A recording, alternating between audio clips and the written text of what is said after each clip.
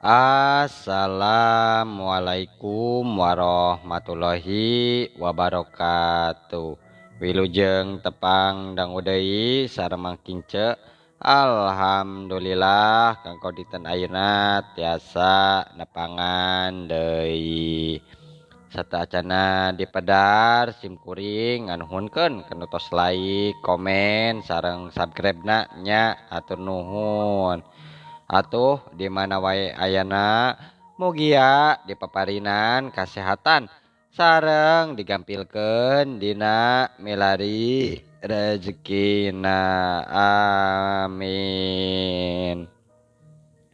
Masih nyarioskeun akibat muja ka siluman bagunya bagian ka dalapannya muhun ya karya Mang Nyalira sanaos basajan oge mudah-mudahan janten hiburan kumaha lajengna ieu carios mangga urang kawitan sanggeus kitu mah japra sadar saha ari dirina bah nadi barang nyaho japra geus inget ka dirina mah tuluy wae ngajurungkeun japra gancang mulang nuhun Jang Sukri nuhun Bapak tos ditulungan ku Ujang salila ieu teh duh Bapak teh teu apal kana diri tapi saenggeus ngadenge dongeng Ujang kitu mah ngadadak we Bapak teh jadi inget jadi apal ari Bapak anu sabenerna cek japra kitu na teh nganuhunkeun ka ajat. Sami-sami Pak, sami-sami namung upami uih Bapak kalemur Bapak teh kedah napi kana kanyataan Bapak. Maksudna kumaha eta teh Jang? Nya kieu Bapak maksudna mah anu kahiji Bapak teh ulah kaget margi biung teh tilas bojo Bapak tos nikah deui kanu sanes anu kadua nya onyon geus kawin kaneng Anis anakna Bapak Ajum si onyon geus kawin kaneng Anis naha Ujang teh naonna si Ajum kitu abdi teh putrana juragan Ajum Pak lamun Bapak percanten mah cek ajat bari barabat wae ngadongengkeun kunaon pangna bet bisa aya di imah bah nadi malah jadi anak kukut bah nadi sagala aduh kurang ajar si Ajum teh ka anak sorangan nepikeun tega miceun ka jurang pedah gering ripuh teh cager-cager jadi Ujang teh Jupri teh kitu Jupri tanya mohon abdi teh Jupri geuning Bapak uninga ka abdi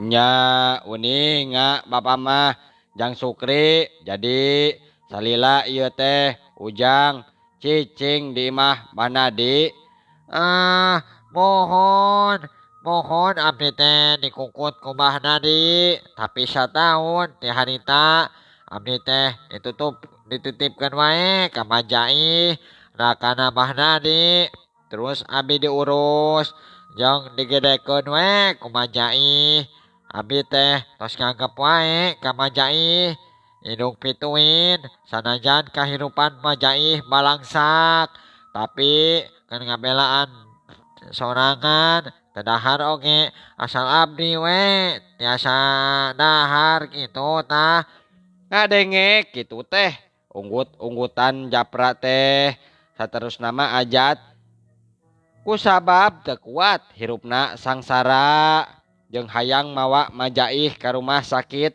antukna aja teh nekad cenah muja kasiluman bagong tapi ngeunaan kasiluman bagong mah aja teh tebalaka kasasaha iwal ti onah pamajikan nu apaleun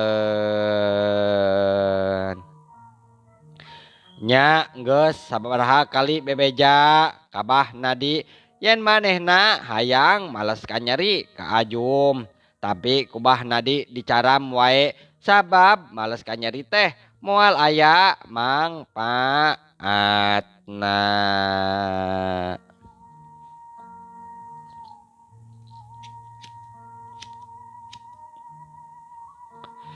Nya dina hiji poe Japra maksa ka Bah Nadi hayang balik heula ka lembur. Nya Bah Nadi ge ngirinan tapi Japra teh ulah ngabogaan niat hayang males kanyeri ka Ajum nunggeus nganyeri ka Japra.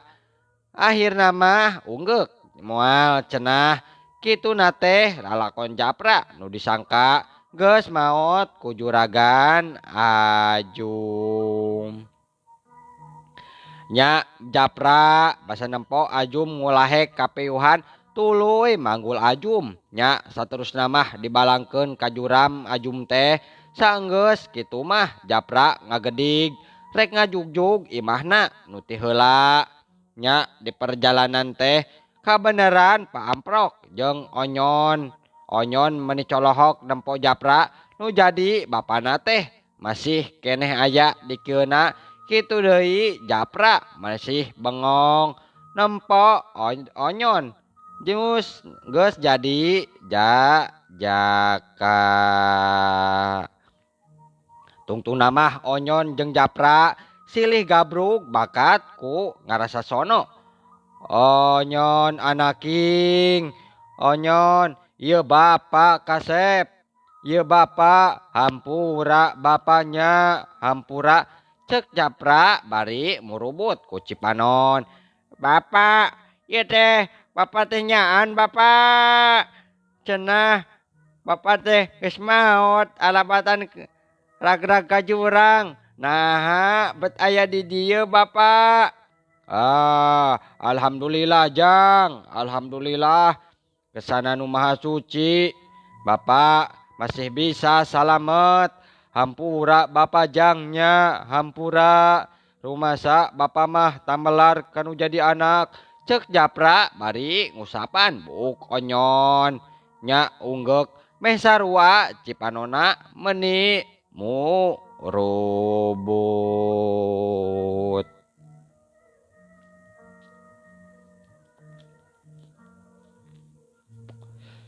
Japra jeung Onyon teh tungtungna mah baralik ka imahna Biium meuni colohok nempo Japra jeung Onyon teh nu keur silih keleng. Japra surti terus wae ngadongengkeun naon rupa lalakonna salila ieu. Onyon jeung Biium meuni gogodeg basa Japra mungkas dongengna malah Onyon mah bari kekerot tuluy cengkat rek kaluar imah.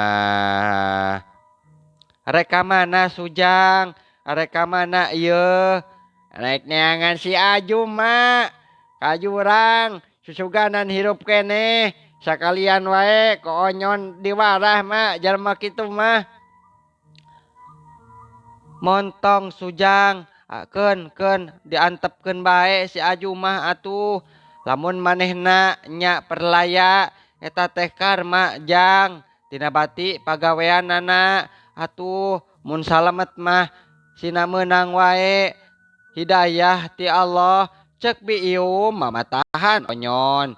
Nya Onyon oge istighfar Tarmin jeung Akil toha nu kabeneran di aya di imah oge carolohok nempo aya Japra.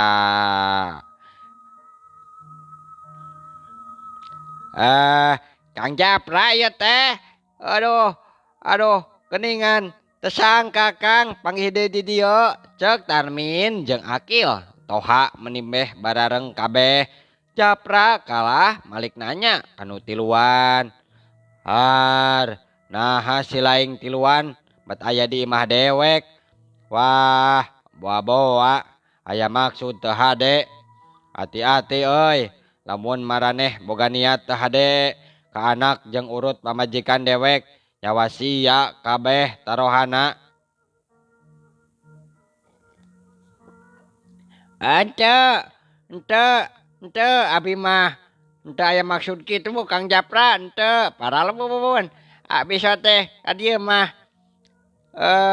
sareng Jang Onyon nuju ngalatih ieu pan di eta lembut paguron silat saenggeus kituna mah janji ka Japra moal kumawani ngaganggu keluarga Japra.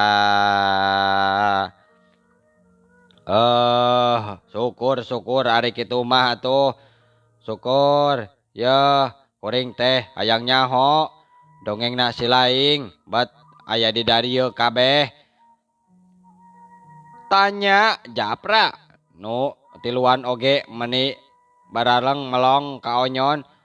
Onyon seperti tuluy wae ngadongengkeun. Naon rupa ngeunaan Akil, Tarmin jeung Toha nu hijrah tina salah kana bener. Alus ari kitu mah alus. Mudah-mudahan we atuh si Laing teh dina hijrahna sina mamawa nya ulah sok ngalakukeun deui kalakuan anu teu parok jeung batur. Mohon Kang, abi mah bener-bener. Bareng jeung kitu aya nu ngadehem puguh wae sakurna nu aranya di dinya. Kabeh ge meuni ngalieuk kalebah sora nu ngadehem sing horeng geuning Mang Oleh nu ngadehem teh.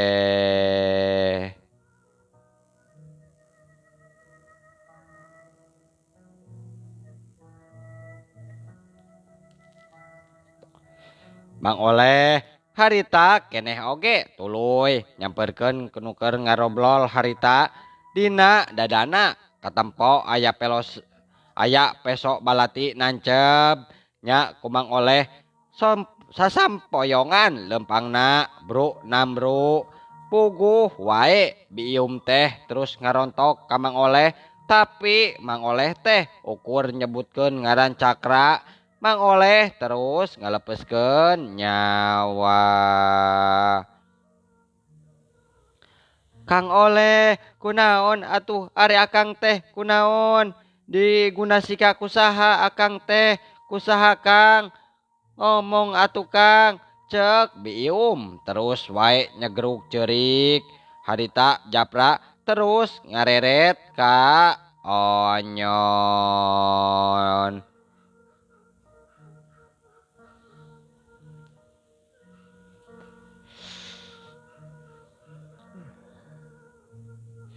Nya Onyon surti terus wae ngadongengkeun ngeunaan saha ari Mang Oleh. Saenggeus ngabandungan dongeng Onyon mah Japra teh apal ka Mang Oleh tayalian salaki bium urut pamajikanna alias Bapak Sambung Onyon. Sedengkeun Tarmin Toha harita mah terus wae mernahkeun layon Mang Oleh. Ari Akil mah kaluar rek laporan ka ketua RT nya saenggeus narima laporan ti Akil kitu mah terus wae neruskeun laporanna ka RW ka pihak nu berwajib.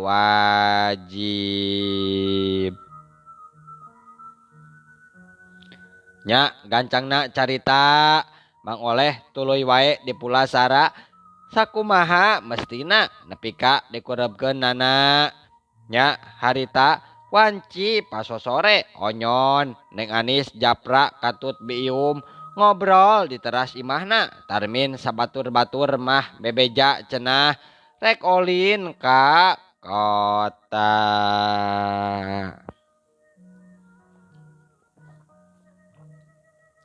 Mak, apal ai emak kana ngaran Cakra anu dimaksud ku Mang Oleh teh mak.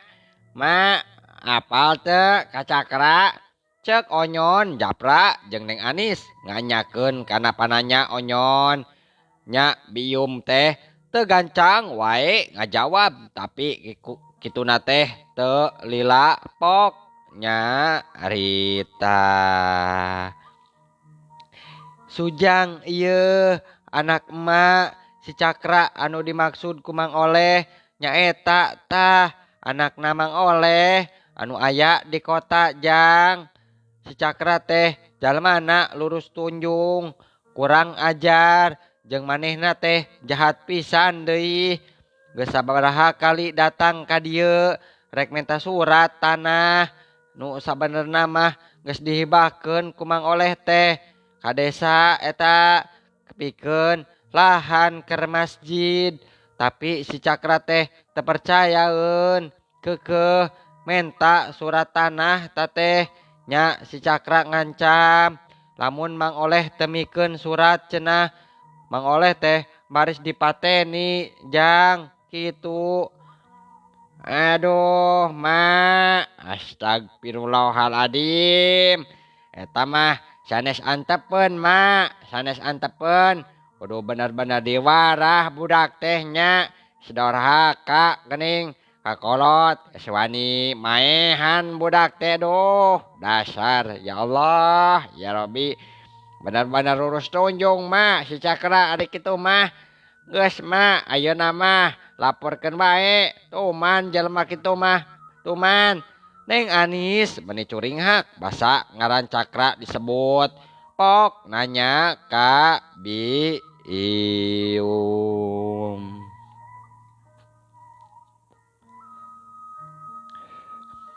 Punten emak, punten abdi, dupi jalmi nu namina Cakra teh kumaha ciri-cirina? Gelis ari jelemana mah manehna teh tegep jeung pantes. Ciri-cirina buukna galing, pakulitanna hideung santen atuh, dina leungeun katuhuna aya tato gambar naga. Tembal Bium Neng Anis mah mending ngagurubug basa ciri-ciri Cakra nu disebutkeun bieu. Atuh mak ari cirina kitu mah eta teh si Cakra mak anu geus ngahina sareng ngagegeuleuh ka abdi. Cek Neng Anis. Onyon meni molotot panonna ngadenge. Neng Ani omongan Neng Anis mu model kitu teh. Kurang ajar. Si Cakra pantesan eta nya. Neng Anis bojo akang anu gelis, anu demplon. Namun nya si Cakra nu dimaksud ku emak surup jeung jelema nu geus ngahina jeung geus ngagegeuleuh ka Neng. Di mana padumukanana Neng? Di mana? Rek diwajak ku akang. Diwajak mal ditanya deui. Cek Onyon kituna teh bari dipepareket. Neng Anis teu gancang nembalan manehna kalakah tuluy wae ngagabrug ka Onyon bari nyegrug ceurik. Pok lila, pok teu lila nya Rita. Akang puguh abdi ge teu apal Kang. Mun ti payun mah nya si Cakra teh kantos ngekos di pengkeren hiji hotel anu mewah. Cek Neng Anis bari nyebutkeun ngaran hotelna. Nya Onyon unggek. Japra nu ti tadi ngabandungan omongan Bium jeung obrolan Onyon katut Neng Anis milu mairan. Bener Jang, bener. Papa mah satuju pisan ka hidap teh. Bener. Jalma kitu mah hayu urang teangan wae. Teangan keneh jeung bapa jeung ulah dilila-lila nu kitu mah Jang. Matak ngaruksak. Mepeng can aya korban deui. Paur bapa mah hayu wae Jang jeung bapa. Cek Japra Onyon unggek. Nya jeung kitu mah bebeja wae ka Bium. Manehna jeung janu jadi anak rek neangan laratan si Cakra ka kota biium kur bisa unggah enya sing atos-atos atuh nya kahade deui di jalana nya mak siap mak kocapkeun ayeuna di tengah perjalanan onyon jeung Rapa jeung Japra nuker lempang diklakson wae ku hiji mobil sedan atuh onyon jeung Japra teh marelong wae ka mobil sedan nya geus kitu teh teu lila aya saurang awewe tengah tubuh nanyakeun alamat Juragan Ajum sing horeng geuning awewe tengah tubuh teh tayalian ti Ibu Suka Esi sareng waktosna seep cenah duh ieu teh nya mohon insyaallah enjing atanapi pageto tiasa dilajengkeun deui dina seri ka 8-nya mangking ce ngaturkeun wabillahi taufik wal hidayah wassalamualaikum warahmatullahi wabarakatuh.